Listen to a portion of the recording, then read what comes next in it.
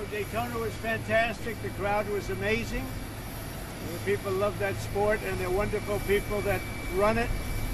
And they had a little rain delay, but we'll go home and watch it, I guess. Or some of you will, and others will try and create peace throughout the world. Do you have any questions, please? Sir, did you speak to Secretary Rubio this morning? I did. What is the latest with the negotiations in Saudi Arabia? What's he thinking? We're moving along. We're trying to get a peace with Russia, Ukraine, and we're working very hard on it. It's a war that should have never started. Do you expect Zelensky to be involved in these conversations? What will his role be? I do. He will be involved, yes. Mr. President, would you allow Europeans to buy U.S.-made weapons for Ukrainians? Yeah. Sir, Zelensky said today that Russia is going to wage war on NATO. Do you agree with that? Do you have any concerns about? No, I don't agree. I don't agree. Not even a little bit. Vice President Vance said that the United States would potentially take military action against Russia if they won't come to an agreement. Do you agree with that stance? I don't know if that's what he said. I don't think he said that. So based on your conversations with President Putin, what do you think he wants ultimately in Ukraine? I think he wants to stop fighting. I see that. We spoke long and hard. Steve Witkoff was with him for a very extended period, like about 3 hours.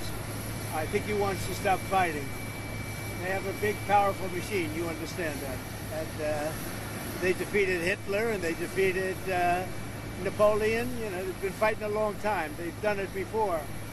And but I think he'd like to. I think he would like to stop fighting. Do you think he wants the whole of Ukraine, or just what do you think he wants? No, I think he wants to stop. That was my question to him, because if he's going to go on, that would have been a big problem for us, and that would have caused me a big problem because you just can't let that happen. I think he wants to end it, and they want to end it fast, both of them. And Zelensky wants to end it too.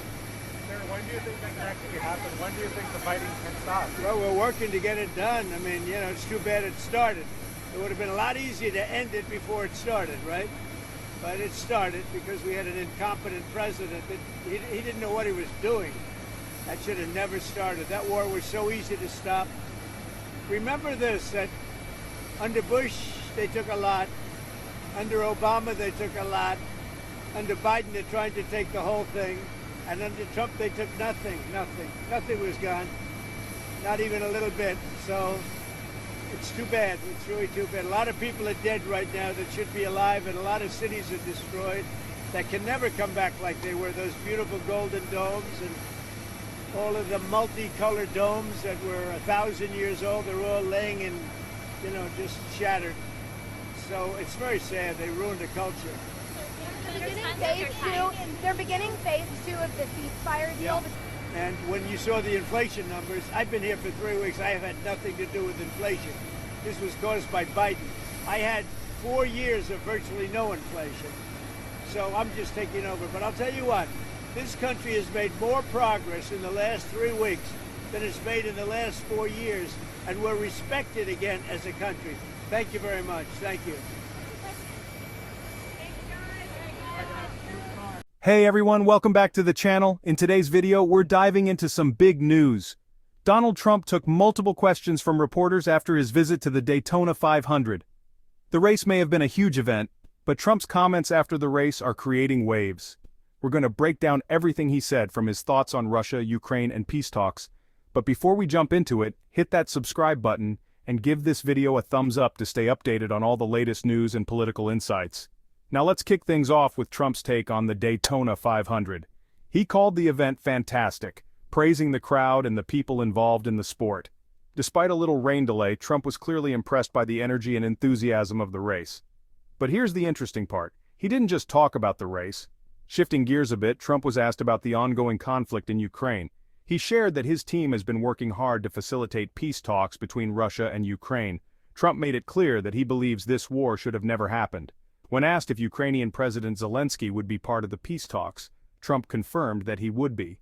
Trump also explained that based on his conversations with President Putin, he believes Putin ultimately wants to stop the fighting. It's definitely an interesting perspective, especially given the current tensions between Russia and Ukraine. Now let's talk about the current state of the economy. One reporter brought up the skyrocketing price of eggs, which has been a hot topic lately. Trump didn't hold back. He pointed out that inflation was already a problem long before he took office, and he has nothing to do with the current state of inflation. But now, under Biden, prices are rising, and people are feeling the pinch. So, what do we think about Trump's statements after the Daytona 500? From foreign policy to the economy, Trump clearly doesn't hold back when discussing his views. That's all for today's video. What do you think about Trump's comments on Ukraine, Russia, and the economy? Let me know your thoughts in the comments below. And don't forget to subscribe to the channel for more updates and analysis on breaking news stories. Thanks for watching, and I'll see you in the next one.